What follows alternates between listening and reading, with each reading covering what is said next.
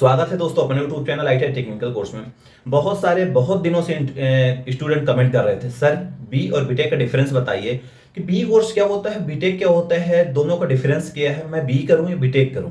करना तो आप इंजीनियरिंग करना चाहते हैं, मगर आपको थोड़ा सा डाउट है कि बी सबसे अच्छा होता है, बीटेक होता है, जॉब करने के बाद सैलरी किस में ज़्यादा होती है, किस में कम पैसा लगता है और किस में कम पढ़ना पड़ता है और सबसे अच्छा कौन सा कोर्स होता है।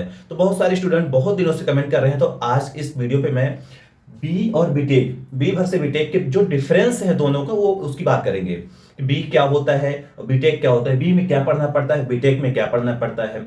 यदि आपको अभी नहीं मालूम तो इस वीडियो को लास्ट तक जरूर देख लेना। आइए सबसे पहले बात करते हैं, जैसा कि सबको मालूम होगा बी का फुल फॉर्म होता है बैचलर ऑफ इंजीनियरिंग, उसी तरह बीटेक का फुल फॉर्म होता है बैचलर ऑफ टेक्नोलॉजी। ठीक, बीटेक का फुल फॉर्म होता है बैचलर ऑफ टेक्नोलॉजी और बी का फुल फॉर्म होता है बैचलर ऑफ इंजीनियरिंग।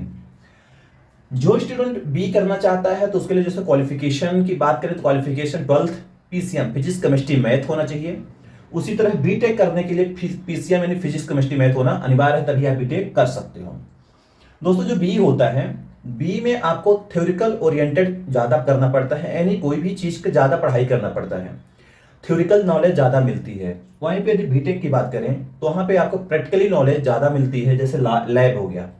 जिस भी आप ब्रांच से बीटेक कर रहे हैं, यदि आप एक इलेक्ट्रिकल के कर रहे हैं, इलेक्ट्रॉनिक्स से संबंधित बीटेक कोर्स कर रहे हैं, जैसे आपको कोई भी डिवाइस होगी, जैसे फ़ोन में आपके आईसी लगी होती है, चिप लगी होती है, तो बी में क्या होता है कि आईसी कैसे बनाई जाती है, कहाँ पे लगाया जाता है, किस मटेरियल का बनाया जाता है, और आईसी का प्रोग्रामर कैसे होते हैं, आईसी कैसे इंस्टॉल किया जाता है, उसके बारे में पूरा रिसर्च कैसे बनाएं, कैसे काम करते, उसकी रैम कैसे बढ़ाएं, बहुत सारे इसी तरह के प्रोग्रामिंग से रिलेटेड काम होते हैं।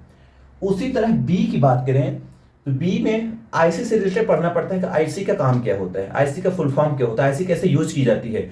मतलब यहाँ प्रैक्टिकली नॉलेज कम मिलता है बी में, और बीटेक में प्रैक्टिकली नॉलेज ज़्यादा मिलता है। ठीक, फिर इसके बाद बी कोर्स जैसे आपको मालूम है 4 साल का कोर्स होता है और बीटेक कोर्स भी 4 साल का होता है, यानी इसको करने के लिए आपको 4 वर्ष का टाइम देना पड़ेगा, इसको करने के लिए 4 वर्ष का टाइम देना पड़ेगा।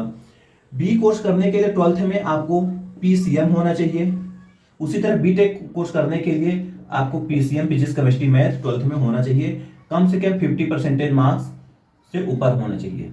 बी में एडमिशन के लिए जेई जैसे एग्जाम देना पड़ता है, ऑल इंडिया टेस्ट होता है, उसी तरह इसमें जेई मेंस होता है, जेई एडवांस होता है। जैसे आईआईटी जैसे इंडियन इंस्टीट्यूट ऑफ टेक्नोलॉजी जैसे आप कॉलेज में एडमिशन लेना चाहते हैं तो उसमें आपको जेई का एग्जाम देना पड़ता है और 4 साल का कोर्स होता है, 12th स्टूडेंट आसानी से कर सकता है। बीटेक भी 4 साल का कोर्स होता है, पीसीएम वाले स्टूडेंट कर सकते हैं, कम से कम 50% मार्क्स होना चाहिए।